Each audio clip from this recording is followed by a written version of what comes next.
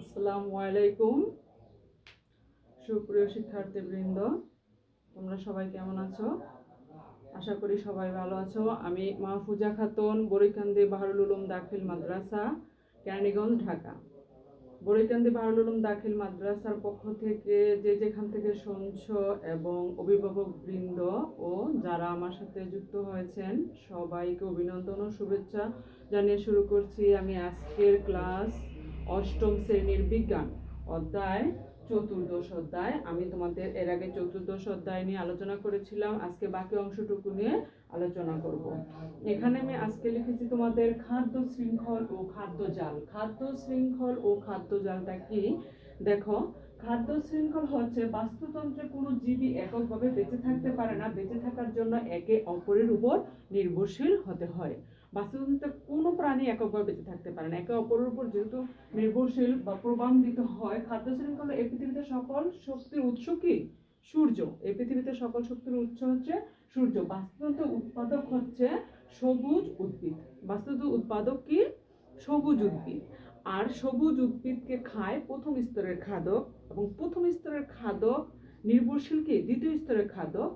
দ্বিতীয় স্তরের খাদক আবার তৃতীয় স্তরের খাদক নির্ভরশীল দ্বিতীয় স্তরের খাদকের উপর, তৃতীয় স্তরের খাদকের উপর। এবার বাস্তুতন্ত্রের সকল জীবী পুষ্টির চাহিদার জন্য একে অপরের উপর ধারাবাহিকভাবে নির্ভরশীল। আর এই ধারাবাহিক নির্ভরশীলতার উপর নির্ভর করেই আমাদের প্রাণী একে অপরকে খাওয়ার জন্য স্থানান্তর ঘটে, তাই হলো খাদ্য শৃঙ্খল। আমি আবার বলছি, দেখো, খাদ্য শৃঙ্খলটা কি? কোনো জীব প্রাণী এককভাবে তারা বেঁচে থাকতে পারে না, একে অপরের উপর নির্ভরশীল। আর এই একে অপরের উপর নির্ভরশীল আমাদের উৎপাদনের প্রথম উৎস হচ্ছে সূর্য।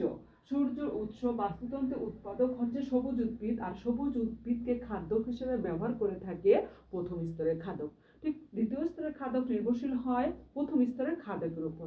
আবার তৃতীয় স্তর, এভাবে তৃতীয় স্তরের খাদক খায় দ্বিতীয় স্তরের খাদককে।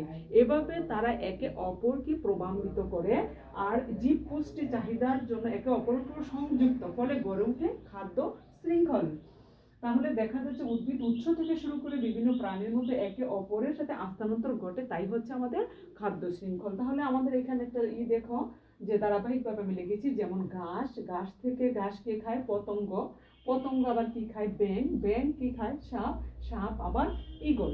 এটা হলো আমাদের খাদ্য শৃঙ্খল। খাদ্য শৃঙ্খলটা দেখো যে প্রথমে ঘাস, ঘাস কি খায়? পতঙ্গ, অর্থাৎ ছোট ছোট পোকামাকড় খায়। এরপরে খায় কি? ব্যাঙ। সাপকে আবার কি?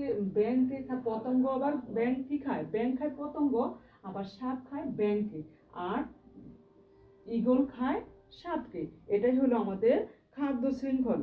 তাহলে খাদ্য জল কি? খাদ্য জল দেখো, বাস্তুতন্ত্রে অসংখ্য খাদ্য জল থাকে, তাই দেখা যাচ্ছে খাদ্য শৃঙ্খল কোনো ঘটনা বিচ্ছিন্ন কোনো ঘটনা নয়, বরং খাদ্য শৃঙ্খলের উপর সংযুক্ত। খাদ্য শৃঙ্খল সংযুক্ত হচ্ছে খাদ্য জাল। আর খাদ্য শৃঙ্খল খাদ্য জাল থেকে কিন্তু আলাদা নয়।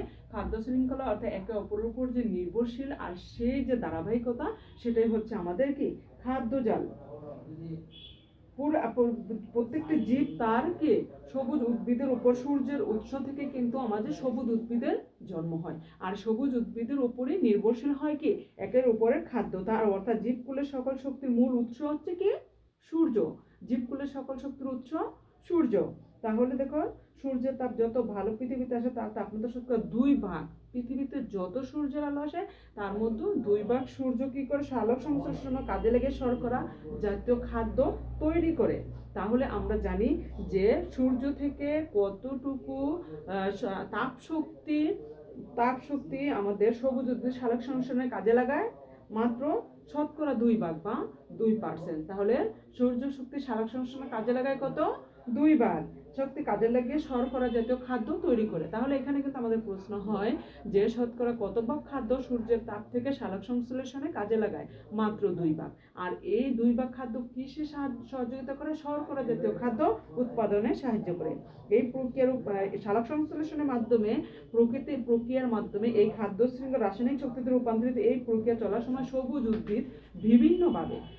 উদ্ভিদ কিন্তু বিভিন্ন ধরনের প্রাকৃতিক যৌগ, যেমন পানি, nitrogen, carbon die oxide, iron, sulphur ইত্যাদি ব্যবহার করে। তাহলে এই বিভিন্ন ধরনের প্রক্রিয়ার জন্য আমি আবার বলছি পানি, নাইট্রোজেন, হাইড্রোজেন, আয়রন, সালফার ইত্যাদি ব্যবহার করে। এই প্রক্রিয়ার মাধ্যমে জড় ও জীবের মধ্যে সংযুক্ত প্রক্রিয়া দেখা যায়। তাহলে এখানে দেখো আমরা একটা চার্ট তোমাদের জন্য রেখেছি। চার্টের মাধ্যমে তোমরা দেখতে পারবা যে এটা কিভাবে সংযুক্ত করে থাকে। তাহলে এখানে আমাদের দেখো যে জীবকুলের যে আমাদের যে শ্বসন শক্তির যে প্রক্রিয়াটি দেখো, এখানে দেখো আমাদের যে খাদ্য শৃঙ্খল তো আমাদের গেল। খাদ্য জালের যে প্রক্রিয়াটি দেখো, শ্বসন বিনিষ্টকারী শক্তি, এখানে পানি, নাইট্রোজেন, কার্বন ডাই অক্সাইড ইত্যাদির মাধ্যমে আমাদের করে থাকে। এই প্রক্রিয়া জড়জীবের মতো সংযোগ সৃষ্টি হয়। এই প্রক্রিয়ায় যে হয় খাদ্য জালের যে হয়, এটা জীব এবং জড়ের মধ্যে কি হয়, একটা জীবকোষের সংযোগ সৃষ্টি হয়। যেমন শ্বসন বিনিষ্টকরণ শক্তি, তারপরে দেখো সৌরশক্তি, এখানে কি আছে সৌরশক্তি। তার শ্বসন বিনিষ্টকরণ শক্তি এখান কোথা থেকে আসে, উৎপাদক থেকে যায় কোথায়, শ্বসন বিনিষ্টকারী শক্তি। তারপর উৎপাদক থেকে আসে তৃণভোজী কোনটা, যারা যারা কি করে, সব পতঙ্গ, শাক, তৃণভোজী অর্থাৎ ঘাস, লতা পাতা যারা খায় সেটা হচ্ছে উৎপাদক। খায় কি তৃণভোজী খায় উৎপাদককে, আবার তৃণভোজীকে খায় কি মাংসাশী প্রাণী। এখান থেকে আবার উৎপাদক থেকে কিন্তু বীজযুক্ত তৈরি হয়। আবার এখানে দেখো বিনিষ্টকারী মাংসাশী প্রাণী থেকে এবং উৎপাদক থেকে কিন্তু আমাদের হয় শ্বসন বিনিষ্টকারী শক্তি, মাংসাশী প্রাণী থেকে হয় শ্বসন বিনিষ্টকারী শক্তি। তাহলে এখানে দেখো আমাদের সৌরশক্তি প্রথমে আসছে কি উৎপাদক, সৌরশক্তি থেকে আমাদের কি হয় উৎপাদক হয়। সৌরশক্তি থেকে হয় কি উৎপাদক, সৌরশক্তি থেকে হয় উৎপাদক। আর উৎপাদক থেকে আমাদের কি হয়, উৎপাদককে কে খায় তৃণভোজী প্রাণী, আবার মাংসাশী প্রাণী খায় তৃণভোজ প্রাণীকে খায় মাংসাশী প্রাণী। তাহলে এখান থেকে আমাদের উৎপাদক থেকে তৈরি হচ্ছে কি শ্বসন বিনিষ্টকারী শক্তি, মাংসাশী প্রাণী থেকে তৈরি হচ্ছে আমাদের শ্বসন বিনিষ্টকারী শক্তি। উৎপাদক এখানে বীজযোজক হিসেবে কাজ করে, মাংসাশী বীজযোজক কাজ করে, শ্বসন প্রক্রিয়ায় বিনিষ্টকরণ শক্তি। তারপরে কিন্তু আমাদের আছে কি শ্বসন প্রক্রিয়ায় বিনিষ্টকরণ শক্তি। চিত্র এখানে বাস্তুতন্ত্রের শক্তির একমুখ এবং পথে চক্রাকার একটা প্রবাহ, অর্থাৎ বিনিষ্টকারী শ্বসন তন্ত্রের শক্তির একমুখী এবং পদার্থের চক্রাকার যে একটা প্রবাহ, সেটার চিত্র হলো এটা চিত্র তোমাদের মেন বইতে দেওয়া আছে।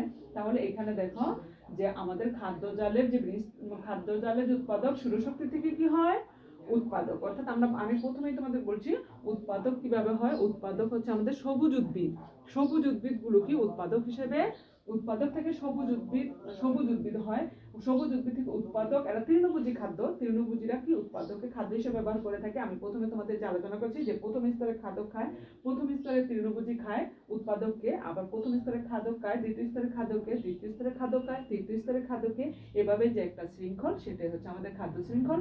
আর এই খাদ্য শৃঙ্খলার দিক থেকে এই যে আলাদা কোনো বিষয় কিন্তু খাদ্যজাল নয়, এই প্রবাহের মাধ্যমে খাদ্যজাল তৈরি হয়। তাহলে এখানে উৎপাদক তোমরা তো নিশ্চয়ই চিত্র থেকে দেখতে পাচ্ছ এই চারটা থেকে যে উৎপাদক কি হয় শ্বসন প্রক্রিয়ায় বিনিষ্ট শক্তি উৎপন্ন হয়, আর মাংসাশী প্রাণী থেকে শ্বসন বিনিষ্টকারী শক্তি উৎপন্ন হয়। এখান থেকে আমাদের বীজযোজক হিসেবে কাজ করে, মাংসাশী প্রাণী বীজযোজক কাজ করে, উৎপাদক বীজযোজক কাজ করে, আর এটা শ্বসন প্রক্রিয়ায় বিনিষ্টকারী শক্তি উৎপন্ন হয়। তাহলে একমুখী এবং পদার্থের চক্রাকারের যে প্রবাহের চিত্র, সেটা হলো এটা। সবুজ উদ্ভিদের মাধ্যমে শক্তি রূপান্তরিত হয়, এই শক্তি বিভিন্ন প্রাণীতে খাদ্য শৃঙ্খল স্থানান্তরিত হয়। উৎপাদক থেকে আরম্ভ করে সর্বোচ্চ খাদক পর্যন্ত, উৎপাদক থেকে আরম্ভ করে সর্বোচ্চ খাদক পর্যন্ত যে প্রক্রিয়াটি চলে, সেটি হচ্ছে আমাদের কি প্রতিটি ধাপে শক্তি হ্রাস পেতে থাকে। তাহলে দেখা যাচ্ছে উৎপাদক থেকে শক্তি যায় তৃণভোজী প্রাণীর মধ্যে। তাহলে প্রত্যেকটি বস্তু যে এখানে উৎপাদক এবং খাদ্য শৃঙ্খলার যে শক্তি উৎপন্ন, এটা আস্তে আস্তে কি হয় হ্রাস পেতে থাকে। আর এই হ্রাসগুলো কি হচ্ছে সর্বোচ্চ হ্রাস পেতে থাকে। তাহলে দেখা যাচ্ছে উৎপাদকের তৃণভোজী প্রাণীর মধ্যে আবার কি হয় তৃণভোজী প্রাণীর মধ্যে চলতে থাকে, সেই চলাটা কিন্তু আবার বীজযোজকের হিসেবে চলতে থাকে, অর্থাৎ মাংসাশী তৃণভোজী প্রাণী যেগুলো হয় শক্তি বিনষ্ট হয়, সেগুলো আবার কিন্তু সবুজ উদ্ভিদের কাজে লাগে, মানে হিসেবে। সেখান থেকে দ্বিতীয় খাদক থেকে আবার কি আসে তৃতীয় স্তরের খাদক, সেই খাদ্য জলের খাদ্য শৃঙ্খলার বিষয়টা আবার এখানেও চলে আসে। তাহলে এখানে দেখো যে এভাবেই প্রক্রিয়া গড়ে অজৈব পুষ্টিদ্রব্য পরিবেশ থেকে পুষ্টি ভান্ডারে জমা হয়। তাহলে এইখান থেকে যে পুষ্টি আবার উৎপন্ন হয়, সেই উৎপন্ন কিন্তু আবার সেই উৎপাদক বা তৃণভোজীর ক্ষেত্রে ব্যবহৃত হয়। তাহলে আমাদের কিন্তু এই যে একটা চক্রাকার প্রক্রিয়া, যে প্রথমে দেওয়া শক্তি উৎপন্ন হয় প্রথম স্তরের খাদক, উৎপাদক থেকে প্রথম স্তরের খাদক, প্রথম স্তর দ্বিতীয় স্তরের খাদক, দ্বিতীয় স্তর খায় তৃতীয় স্তরের খাদক। আর এরা যখন তাপ উৎপন্ন করে এগুলো আবার কি আস্তে আস্তে হ্রাস পেতে থাকে। সেই হ্রাস পাওয়ার পরে তাদের মধ্যে হ্রাস পেলেও বিভিন্ন জীবে বর্জ্য পদার্থে বিক্রিয়া ঘটায় তাদের অজৈব পুষ্টিসম সংযুক্ত হয়। যে সংযুক্ত হয় বীজযোগ হয়, অজৈব পুষ্টিভাবে জমা হয়। আবার সবুজ উদ্ভিদ এগুলোকে কি করে আবার সেই যে বীজযোগ হয় এগুলোকে কাজে লাগায়। এ থেকে বুঝতে পারা যায় বাস্তুতন্ত্রের পুষ্টি চক্রাকারে প্রবাহিত হয় এবং শক্তি প্রবাহ একমুখী। তাহলে আমাদের দেখা যাচ্ছে যে এখানে বুঝতে পারা যায় যে বাস্তুতন্ত্রের পুষ্টিতন্ত্র চক্রাকারে চলতে থাকে, এগুলো কি একমুখী। এখানে দেখো প্রথমেই যে শক্তি আমি আবার তোমাদের বলছি, দেখো যে সৌরশক্তি থেকে প্রথমে কি হয় উৎপাদক হয়, যেমন সবুজ উদ্ভিদ সবুজ গাছপালা হয়। উৎপাদক খায় কি তৃতীয় স্তরের খাদককে তৃণভোজী, তৃণভোজীরা কি খায় উৎপাদক, উৎপাদক থেকে মাংসাশী প্রাণী, মাংসাশী থেকে এরা বীজযোগ হয়, এরা পচন প্রক্রিয়া। প্রথম স্তরে আমি তোমাদেরকে বলছি যে খাদ্য শৃঙ্খলের যে বিষয়টা ছিল এখানে কিন্তু সেই বিষয়টাই চলে আসছে। খাদ্য শৃঙ্খল আর খাদ্য জালের মধ্যে কিন্তু তেমন একটা পার্থক্য আলাদা করা যায় না। তাহলে এখানে দেখো যে উৎপাদক তৃতীয় স্তর তৃতীয় স্তর এবং বীজযোগ হিসেবে কাজ করে। আর এখানে শক্তি আস্তে আস্তে কি হয় হ্রাস পায়, আর হ্রাস পেলে সেটা আবার বীজযোগ হিসেবে কাজ করে। আবার সবুজ উদ্ভিদ সেটাকে অজৈব সার হিসেবে কিন্তু সেটা উৎপন্ন হয়ে থাকে। আর এই জন্য এখান থেকে দেখা যায় যে এরা পরবর্তীতে আবার সেই শক্তিতেই ফিরে আসে পচন প্রক্রিয়ার মাধ্যমে বা একমুখী। এখানে দেখা যায় যে বাস্তুতন্ত্র শক্তির একমুখী এবং প্রবাহ যে চক্রাকারে চলতে থাকে এই চিত্রের মতো এখানেও সেটাই কিন্তু আলোচনা করা যায়। এখানে আরেকটা বিষয় যে পরিবেশের ভারসাম্য বাস্তুতন্ত্রের ভূমিকা। হ্যাঁ, পরিবেশের ভারসাম্য রক্ষায় বাস্তুতন্ত্রের ভূমিকা কিন্তু অত্যন্ত গুরুত্বপূর্ণ। যেমন পরিবেশের স্বয়ংসম্পূর্ণ একক যে কোনো পরিবেশে মোটামুটিভাবে স্বয়ংনিয়মিত প্রকৃতিতে যে কোনো জীবের সংগ্রহ হঠাৎ করে বাঁচতে পারে না। প্রতিটি জীব একে অপরের উপর নির্ভরশীল, আর একে অপরের উপর নির্ভরশীল খাদ্য শৃঙ্খলের মধ্যে পরস্পর সংযুক্ত, সহজে যে কোনো একটি একে অপরকে শেষ করতে পারে না। কোনো পরিবেশে সংখ্যার অনুপাতে মোটামুটি অপরিবর্তিত থাকে। পরিবেশে বিভিন্ন পরিবর্তন ঘটে বহুদিন পর্যন্ত প্রাকৃতিকভাবে সেগুলো কিন্তু বেঁচে থাকে। এসে উদাহরণের মাধ্যমে আমরা এই প্রক্রিয়া বুঝতে চেষ্টা করি। যেমন ধরো বনে বাঘ, হরিণ, শূকর ইত্যাদি বাস করে। এই বনে খাদ্য হলো হরিণ ও শূকর। হরিণ ও শূকরের সংখ্যা বেড়ে গেলে বাঘের সংখ্যা বৃদ্ধি পাবে, কারণ বাঘ প্রচুর খাদ্য পাবে। আবার বাঘের সংখ্যা বৃদ্ধি পেলে হরিণ ও শূকরের সংখ্যা কমে যাবে। হরিণ ও শূকরের সংখ্যা কমে গেলে বাঘের খাদ্য শৃঙ্খল দেখা যাবে, ফলে বাঘের সংখ্যা কমে যাবে। আবার বাঘের সংখ্যা যদি কমে যায় তাহলে হরিণের সংখ্যা ও শূকরের সংখ্যা বেড়ে যাবে। এভাবে হ্রাস বৃদ্ধির ফলে একটি এলাকায় বাস্তুতন্ত্র বাসরণ প্রাকৃতিকভাবে নিয়ন্ত্রিত হয়।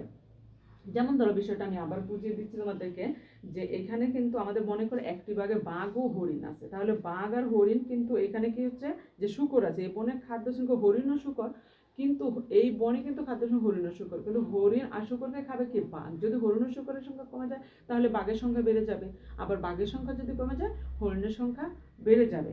তাহলে এখানে এইভাবে আমাদের হ্রাস বৃদ্ধির মাধ্যমে খাদ্য শৃঙ্খলটা একে অপরের উপর নির্ভরশীলভাবে বেঁচে আছে।